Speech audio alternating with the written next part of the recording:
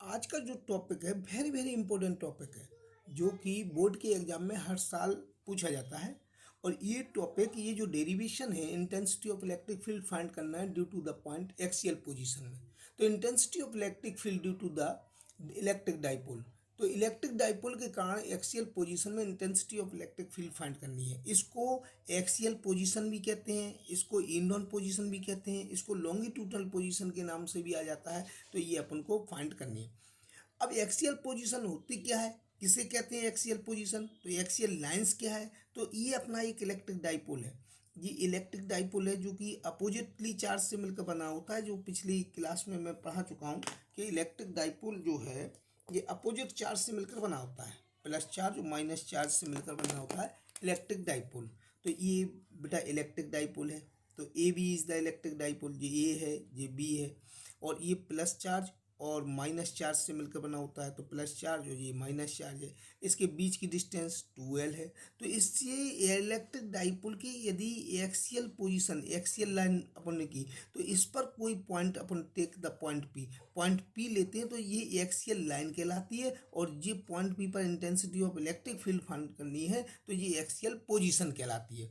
तो पहले तो एक्सियल पोजीशन होती क्या है, तो एक्सियल पोजीशन बेटा ये होती है कि एक्सियल पोजीशन क्या है कि द लाइन पासिंग, ये मैंने बोला कि the line passing through the two charges, ये दो चार्जेज हैं, इसमें जो लाइन पासिंग थ्रू होती है एंड द इलेक्ट्रिक डाइपोल के जो टू अपोजिटली चार्ज हैं, और ये जो लाइन पासिंग होती है उसको लाइन को कहते हैं axial line, right.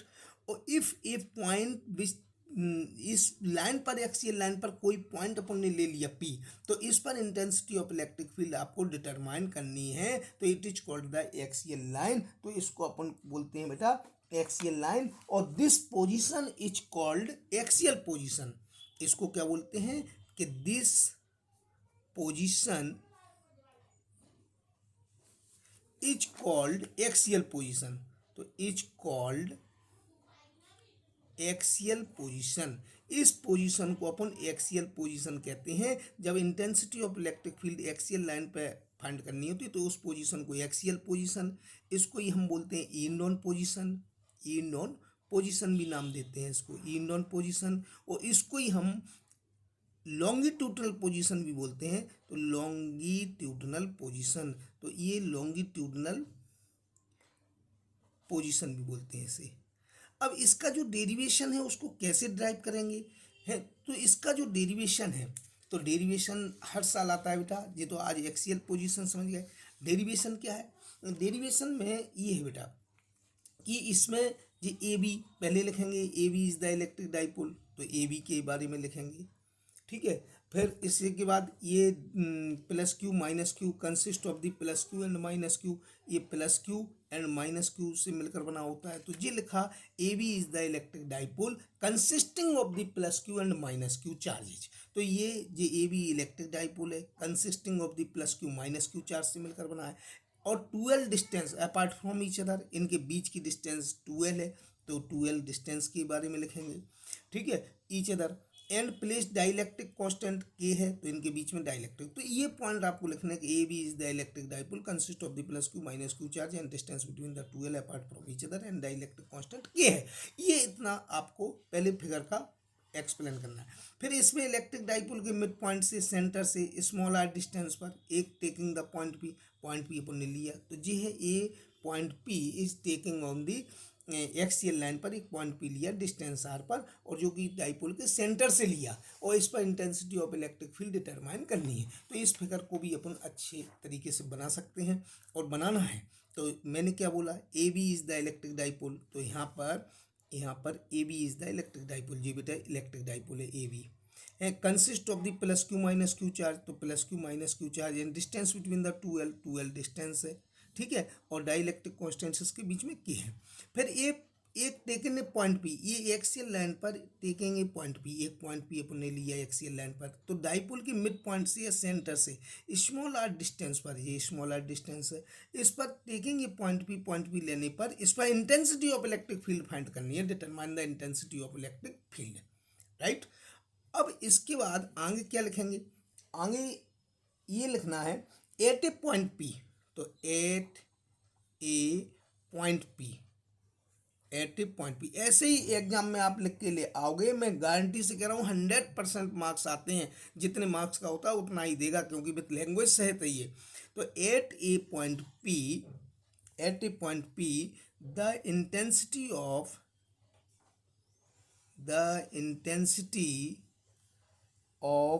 Electric field, the intensity of electric field due to plus q charge.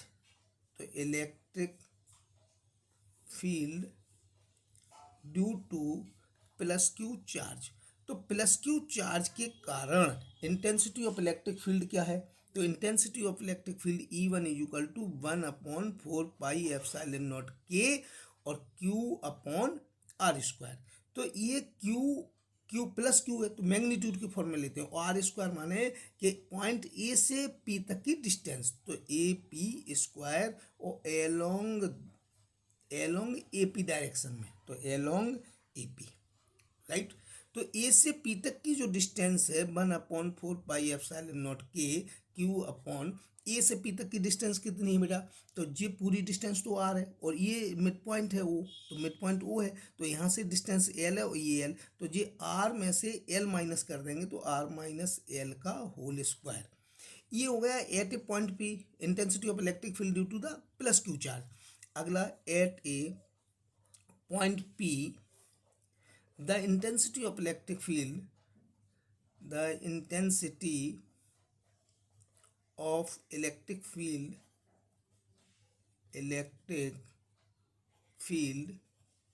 due to minus Q charge. तो माइनस क्यू चार्ज के कारण इंटेंसिटी ऑफ इलेक्ट्रिक फील्ड क्या होगी? E2 इक्वल टू 1/4πε0 के Q/BP² along P से B की direction में। अब यहाँ से PV², तो पी से बी तक की डिस्टेंस है, ये डिस्टेंस तो आर है और ये एल हो गई, तो आर प्लस एल, तो E2 इक्वल टू 1/4πε0 Q/r+L का होल स्क्वायर, राइट। अब इसके बाद अगला आता है E1, ये E1 हो गई बेटा, ये intensity of electric field plus charge के कारण, और जी E2 हो गई माइनस चार्ज के कारण। तो E1 एंड E2 आर अपोजिट डायरेक्शन, ये अपोजिट डायरेक्शन में अप्लाइड है, ये अपोजिट डायरेक्शन में act of the opposite direction. So E1 greater than E2। E1 क्यों ग्रेटर होगा? क्योंकि जिसकी डिस्टेंस कम होती है, क्योंकि हम पिछली वीडियो में बता चुके कि intensity of electric field depend on the distance, distance के इन्वर्सली प्रोपोर्शनल होती है, इसलिए जिसकी डिस्टेंस कम होगी उसकी इंटेंसिटी ऑफ इलेक्ट्रिक फील्ड ज़्यादा होती है। तो E1 एंड E2 आर अपोजिट डायरेक्शन, ये अपोजिट डायरेक्शन में काम कर रहा है, acting on opposite direction. And E1 greater than E2, तो E1 बड़ा है और E2 छोटा है, तो E1 ग्रेटर देन E2, तो ये intensity of electric field opposite direction में काम कर रही है, और E1 greater than E2, right. तो E1 greater than E2, so the net intensity of electric field, so net intensity of electric field, so net intensity of electric field at a point P, तो point P पर net intensity of electric field at a point P, तो point P पर जो net intensity of electric field आएगी बेटा, तो point P पर ये आएगी कि E equal to E1 minus E2, और E1 E2 की वैल्यू पुट कर देंगे। E1 की वैल्यू है 1/4πε0 के Q/r-L का होल स्क्वायर, माइनस E2 की वैल्यू है 1/4πε0 के Q/r+L का होल स्क्वायर। तो जी आ गई net intensity of electric field. ये क्या आ गया बेटा? Net intensity of electric field. तो ये net intensity of electric field बेटा आ गई। अब इसमें क्या करना है कि 1/4πε0 के Q कॉमन लेना है, तो इसमें से आपका बचा आर माइनस एल का whole square minus 1 r plus l का होल स्क्वायर। और इसमें क्या हुआ बेटा कि 1/4 पाई एप्सिलॉन नॉट के क्यू कॉमन है, तो इसमें से आर माइनस एल का होल स्क्वायर और आर प्लस एल का होल स्क्वायर एलसीएम आया, तो ये यहाँ पर मल्टीप्लाई होगा, तो आर प्लस एल का होल स्क्वायर और आर माइनस एल का होल स्क्वायर। इसको ड्राइव करना है, थोड़ा इसको कैलकुलेट तो करना पड़ेगा बेटा, है कैलकुलेट थोड़ा अच्छे तरीके से करना, ठीक है, जिससे गलती ना हो। X r a plus b का होल स्क्वायर, तो इसको ब्रेक करो तो ए square plus b square plus 2ab होगा, और इसको भी ब्रेक करो तो ए square plus b square minus 2ab होगा। तो राइट, तो ये अपन ने ब्रेक कर दिया। नीचे क्या है कि A minus B A plus B, तो ए स्क्वायर माइनस बी स्क्वायर का होल स्क्वायर आ जाएगा। E equal to 1/4 pi epsilon naught ये क्यू, ये तो कॉमन है बेटा, है तो इसमें क्या किया कि R square plus L square plus 2RL हो गया। और ये माइनस का मल्टीप्लाई करेंगे, तो माइनस का मल्टीप्लाई करेंगे तो इनके साइन अंदर के चेंज हो जाएंगे, एल आर से कट हो जाएगा। क्यों कट हो जाएगा? क्योंकि ये प्लस और माइनस में है, इसलिए ये कट हो जाएगा। तो ई इक्वल टू ये बचेगा 1/4 पाई एप्सिलॉन नॉट के क्यू, और ये 2RL तो इसको बोलेंगे 4RL और R square minus L square का होल स्क्वायर। इसके बाद ई बराबर 1/4 पाई एप्सिलॉन नॉट के। अब यहाँ पर जो क्यू है, तो यहाँ पर 2L और 2R अलग अलग फैक्टर से कर दिए इसके, ठीक है, और R square minus L square. ऐसा क्यों किया? क्योंकि एक अपना होता है कि इलेक्ट्रिक डाइपोल मूवमेंट, तो इलेक्ट्रिक डाइपोल मोमेंटम जो होता है, तो इसको अपन पी से डिनोटेट करते हैं, तो पी इक्वल टू होता है Q/2L। तो ये इलेक्ट्रिक डाइपोल मोमेंट है। तो यहाँ पर Q/2L जहाँ आ जाएगा वहाँ पर हम P लिख देंगे। तो इस प्रकार 1/4 पाई एप्सिलॉन नॉट के है, तो ये P हो गया, और 2R अपॉन तो R square minus L square का ये होल स्क्वायर चल रहा है। राइट, सही समझ में आई बेटा।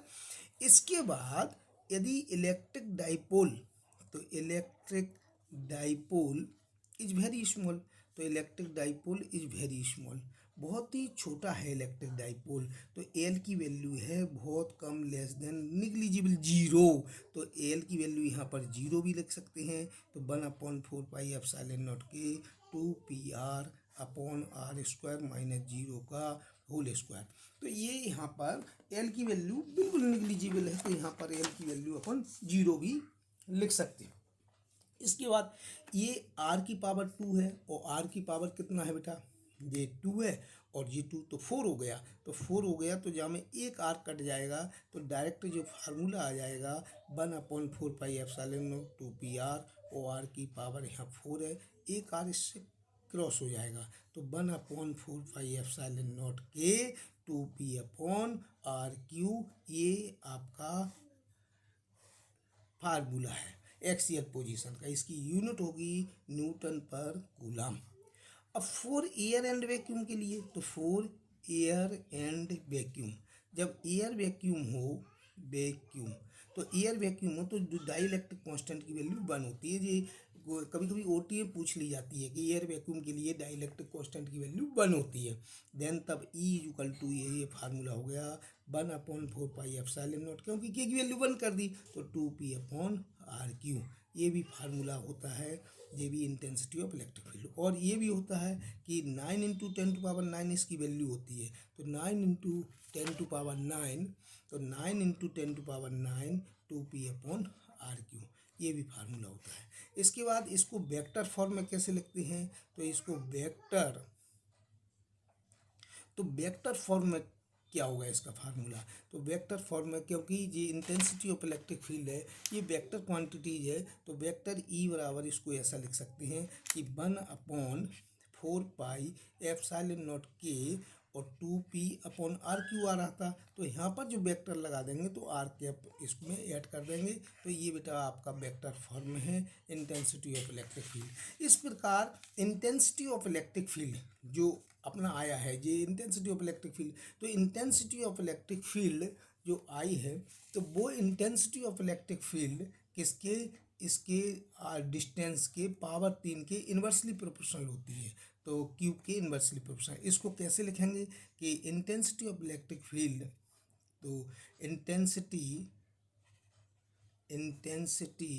Of electric field, intensity of electric field due to the dipole. तो डाइपोल के कारण जो इंटेंसिटी ऑफ इलेक्ट्रिक फील्ड है ये डिस्टेंस के पावर 3 के इन्वर्सली प्रोपोर्शनल होती है। तो ये आपको ये भी पॉइंट आपका इम्पोर्टेंट है बेटा। ये एक्सियल पोजीशन है। ये वीडियो अच्छा लगा हो तो इसे लाइक सब्सक्राइब शेयर ज़रूर करें और आने वाले वीडियो के लिए बेल आइकन ज़रूर दबाएं। Thank you.